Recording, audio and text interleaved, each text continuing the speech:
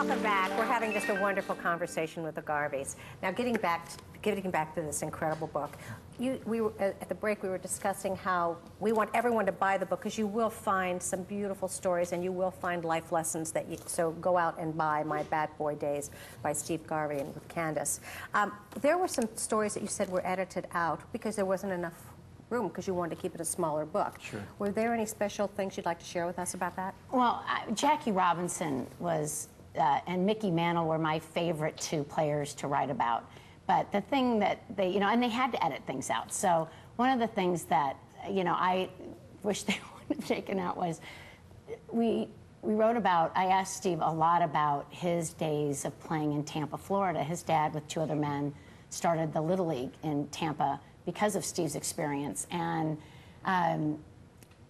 I thought it was really important that how Steve picked up at that age, from 7 to 12, that on the baseball field, it became colorblind.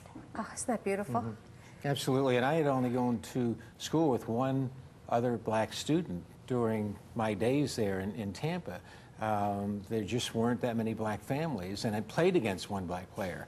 And then all of a sudden, but to be around Jackie Robinson, Newcomb, and those guys was really my education. But this lady, in telling my stories, then she made me dig deeper and remember certain things. And then, as any good wife, she made me better in this book simply because I went deeper with my experiences in the book. And even, Candice said, wasn't there something that happened with you and Mantle? There's got to be something about you and Mickey Mantle. And I said, you know what, I kind of suppressed this, but the first time my dad had the Yankees, we pull up, bags unloaded, lay them. I go in the clubhouse, they're undressing, and all of a sudden I see Mickey Mantle take off his shirt. Now here's every boy's childhood era. Woman. Yes, totally. Because of the power, and women too. And, but the rippling muscles, the gals didn't see that very much, and the thick neck and the blonde hair, right out of central casting. And then he gets undressed, and I see him now putting ointment on his knees and his legs and his calves and wrapping his knees with an ace bandage for both of them, realizing this man played in pain. This man had osteomyelitis as a young boy. Oh my gosh. And then was injured several times, stepped on sprinkler heads, and most of the time was playing in pain, and now all of a sudden he became much more human.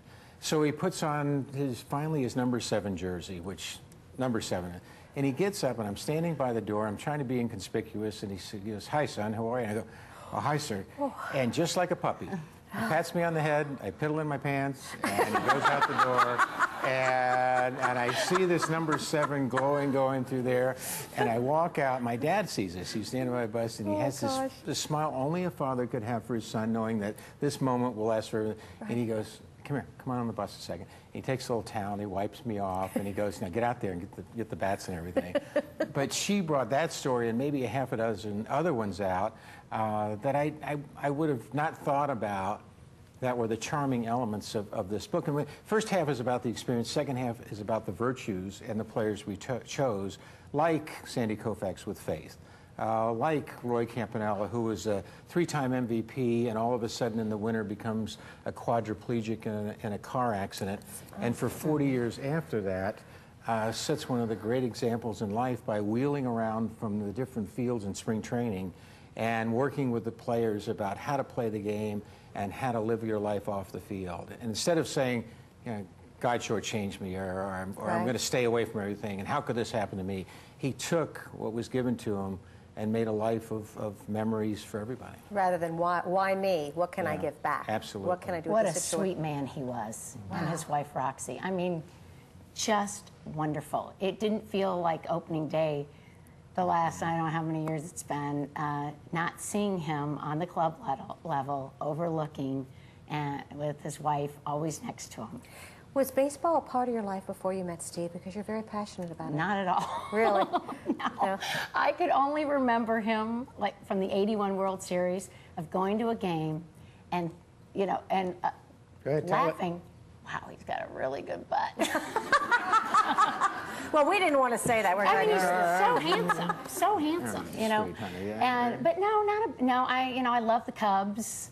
So I tell all my friends that I went to high school with that I finally got the Cubs' revenge on Steve's '84 home run with the Padres to help get them to the World Series by marrying him and punishing him every single day. Every Yeah, single but Patty, oh, now she's infected. Now she knows a little bit about everything in the game.